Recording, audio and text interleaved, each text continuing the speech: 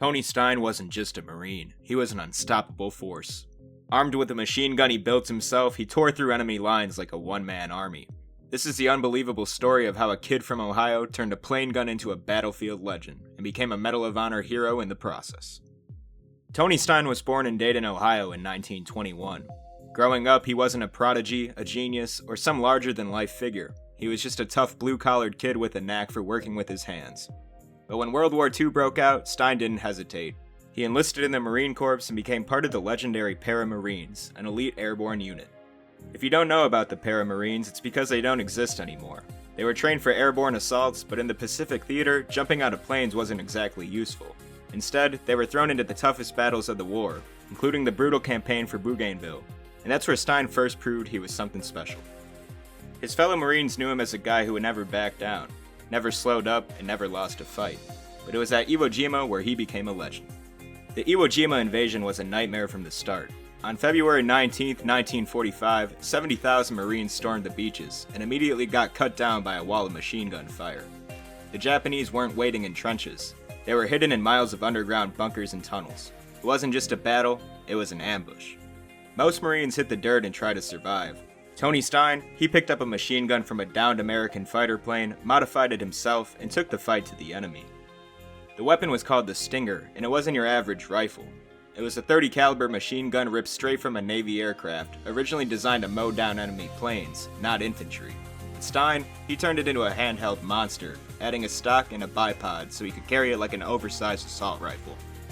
Most Marines carried M1 Grands. Stein brought a plain gun to the ground fight, and the results were terrifying. Stein didn't just use the Stinger, he dominated with it. As his unit got pinned down by enemy bunkers, he charged alone, spraying machine gun fire at anything that moved. Japanese forces were dug in, but the Stinger was so powerful that it ripped through sandbags, wood, and even bunker walls. One bunker, then another, then another. By the time Stein was done, he had single-handedly cleared out multiple enemy positions. But here's where it gets even crazier. In between attacks, Stein ran back to the beach. Not once, not twice, but 8 times. Each time, he carried a wounded Marine back to safety, then sprinted back into battle with more ammo. He did this without his boots because he ditched them so he could move faster.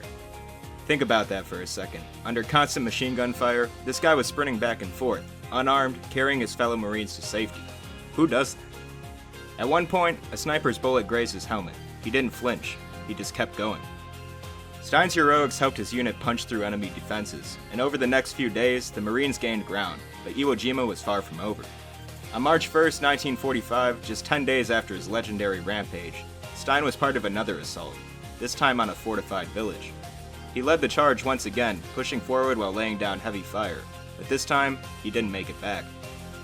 Tony Stein was killed in action, giving his life to keep his fellow Marines moving forward. For his unbelievable courage, he was posthumously awarded the Medal of Honor, the nation's highest military honor. His citation tells the story of a man who charged forward when others couldn't, who built his own machine gun and became a one-man wrecking crew, who saved his brothers again and again, even when it meant risking everything. Tony Stein wasn't just another Marine. He was the kind of soldier you read about in history books but barely believe is real.